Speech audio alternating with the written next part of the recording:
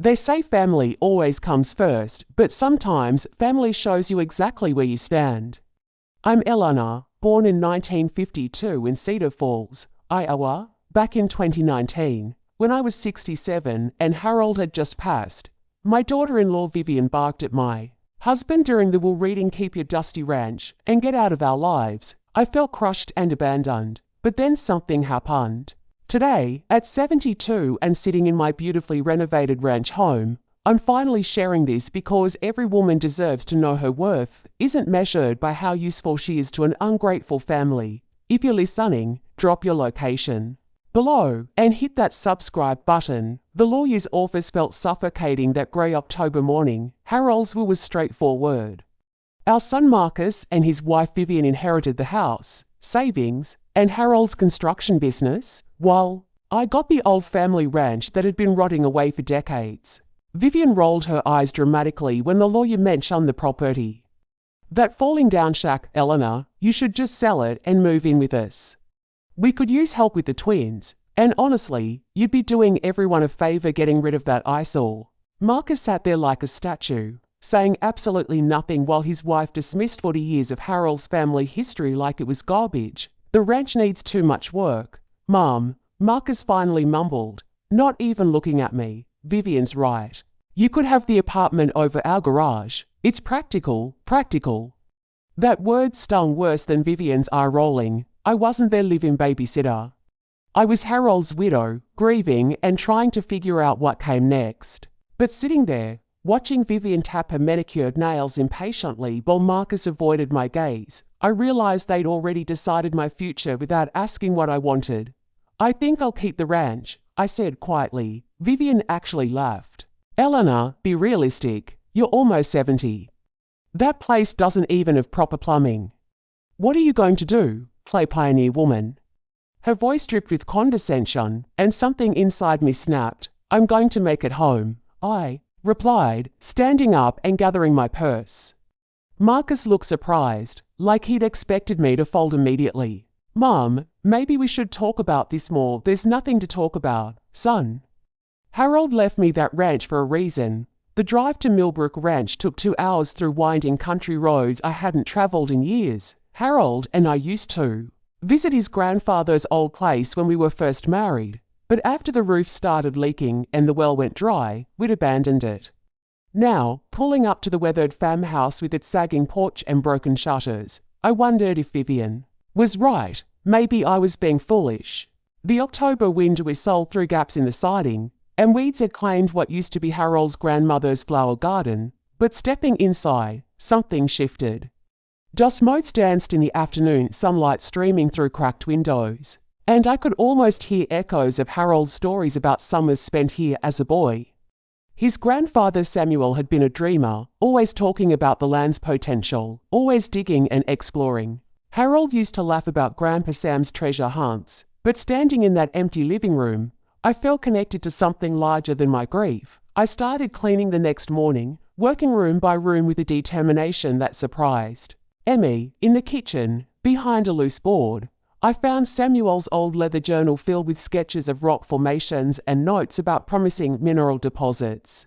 The basement revealed even more wooden crates filled with labeled rock samples, hand-drawn maps of the property, and correspondence with something called the Bureau of Land Management, dating back to the 1940s. My heart raced as I read Samuel's careful handwriting. Copper veins confirmed in eastern section. Filed mining claim for 1,471. Silver possibilities in the lower creek bed. These weren't the ramblings of an old dreamer. These were methodical geological surveys. I found official documents, assay reports, and most shocking of all, a manila envelope. -1 for Harold open when ready in Samuel's distinctive script. Inside were recent geological surveys from 2018, just a year before Harold died. Professional assessments confirming substantial copper deposits, along with traces of silver and rare earth minerals. At the bottom of the envelope, a business letter from Southwestern Mining Corporation offering to lease the mineral rights for $2 million up front, plus quarterly royalties. Harold had known. He'd known all along and never told me. That evening, I called Ruth Henderson's son an old family friend who'd lived in the area her whole life. "Oh honey," she said, when I mentioned the mining claims, Samuel was convinced this land was sitting on a fortune. He spent years trying to prove it. Harold came by last spring asking about the old surveys. Said he was finally ready to do something. About his grandfather's research, my hands trembled as the pieces fell into place. Harold hadn't left me a burden, he'd left me a lifeline. The next morning, I drove to the county courthouse and confirmed that all mining rights were legally mine, properly transferred through Harold's will. Samuel's original claims were still valid, and the recent geological surveys were legitimate. I was sitting on millions of dollars in mineral wealth, and my ungrateful family had dismissed it as worthless. I called Southwestern Mining Corporation the following Monday, my hand steady as I dialed the number from Harold's hidden letter. The representative, James Morrison, sounded genuinely excited to hear from me. "Mrs. Eleanor, we've been hoping to hear from your family. Our geological team has been monitoring this area for 3 years. Your property sits on one of the richest copper deposits we've surveyed in Colorado. The offer had increased for $1 million up front, plus substantial quarterly royalties that could reach 6 figures annually. I scheduled a meeting for the following week. Meanwhile, my phone started ringing. Marcus called first, his voice strained. "Mom, I hate to ask, but we're having some financial trouble. The business is slow, and Vivian's been stressed about the mortgage. Could you maybe help us out?" I listened to my son and my only child reduce our relationship to a transaction. No apology for Vivian's cruelty, no concern for how I was managing. Alone, just his hand extended, expecting me to fill it. "How much do you need, Marcus?" I asked, genuinely curious about his desperation.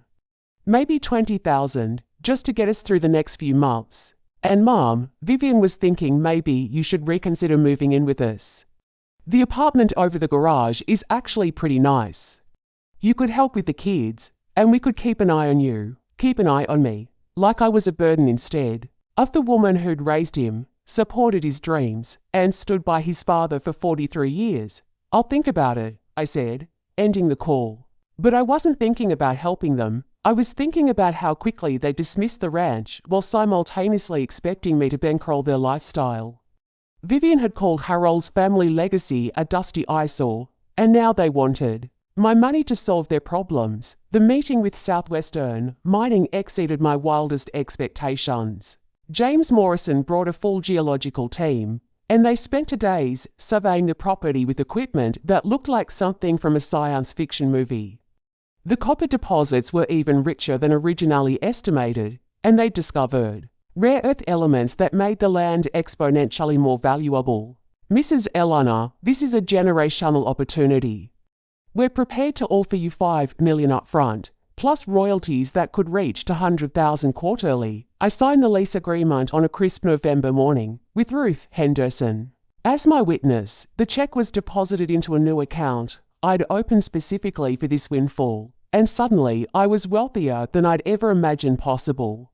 But the money wasn't the real treasure. It was the validation that Harold had seen my worth, had planned for my independence, had loved me enough to ensure I'd never have to beg for scraps from ungrateful children. Marcus called again 2 weeks later, his voice more desperate. "Mom, things are getting worse.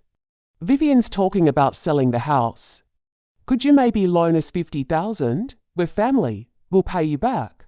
I let him finish his pitch before responding. "Marcus, I need to ask you something. When Vivian called your father's ranch dusty and worthless, why didn't you defend it? Why didn't you defend me?" Silence stretched between us before he mumbled. "She was just stressed. Mom, you know how Vivian gets it." That's when I knew my son had chosen his wife's comfort over his mother's dignity, and he'd do it again without hesitation. "I can't help you financially, Marcus, but I have some news. That dusty ranch Vivian hated so much. I just leased the mineral rights for $5 million. The silence was deafening. Then Marcus's voice cracked. $5 million? Mom, that's incredible. We should celebrate. Maybe we could all move out there together, combine the properties, make it a family compound. Vivian's always loved the country." The audacity was breathtaking. The same woman who'd sneered at the ranch was now ready to claim it as her country. "No, Marcus, this is my home now, and my future. You and Vivian made your feelings about this place very clear. I could hear him whispering frantically to someone in the background, undoubtedly Vivian calculating how to get her hands on my newfound wealth. Mom, please, we're family. Can't we work something out? Family, I repeated slowly. Family doesn't dismiss 40 years of history as worthless. Family doesn't reduce a grieving widow to free childcare. Family doesn't stay silent while their spouse insults everything you hold dear. My voice grew stronger with each word. You chose Vivian's opinion over your mother's feelings. Now live with that choice. 6 months later, I'm sitting in my beautifully renovated ranch home, watching the sunrise paint the mountains gold. The mining operation runs smoothly in the eastern section, generating more money than I could spend in 3 lifetimes. I've traveled to places Harold and I always dreamed of visiting, invested in causes I care about, and discovered hobbies I never had time for when I was busy being useful to everyone else. Marcus visits occasionally, usually alone. Our relationship is slowly healing, though it will never be the same. Vivian remains conspicuously absent, apparently still bitter that her dusty ranch comment caused her access to millions. I don't miss her presence. I've learned that peace is worth more than forced family harmony. The real treasure wasn't the copper in the ground or the money in my account. It was discovering that my worth isn't determined by how much others need me, but by how much I value myself. Harold knew that when he left me this land, he knew I'd find not just financial independence, but the strength to set boundaries with people who took my love for granted. Every morning, I walked the property where Samuel once dreamed of striking it rich, where Harold played as a boy, where I finally learned to put myself first. The land that Vivian dismissed as worthless gave me everything I needed, not just wealth, but the courage to demand the respect I'd always deserved. Sometimes the greatest revenge is simply refusing to accept less than your worth and discovering that you were sitting on treasure all along. Moral lesson: true wealth flows from self-respect and boundaries. When you honor your worth, the universe conspires to reflect that value back through unexpected blessings and newfound strength. If this story resonated with you, please like this video, subscribe for more empowering stories, share it with someone who needs to hear this message, and comment below about a time you discovered your own hidden treasure. Your support means everything.